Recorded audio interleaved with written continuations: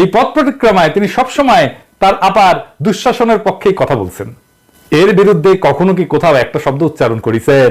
হ্যাঁ, ওই আমলের সকল কুখ্যাত জেনারেলদের সাথে তো মিলেমিশে থাকিছেন এবং গণ অভ্যুত্থানের পরেও তাদেরকে রক্ষা করার চেষ্টা চালায় গেছেন।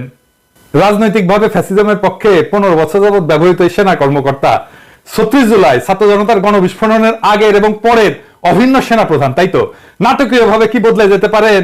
পারেন না। বলেন দেখি, আজ রাজনৈতিক প্রভাবমুক্ত সশস্ত্র বাহিনীর মতলববাজি তত্ত্বের এই প্রবক্তা ভয়ঙ্কর স্বৈরাচারিণী খুনি হাসিনা 15 বছরের দুঃশাসন আমলে কখনো কি একবারের জন্য কোথাও এমন কিছু কইছেন? তখন সারাক্ষণই ব্যস্ত ছিলেন ওই শাসন ব্যবস্থা অব্যাহত রাখার কুৎসিত ব্রতে।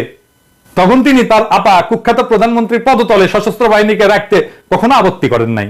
কিন্তু এখন কেন তার এতই দরকার যে গণ অভ্যুত্থান থেকে উত্থিত গণরাজনীতির প্রভাব থেকে মুক্ত থাকার জন্য?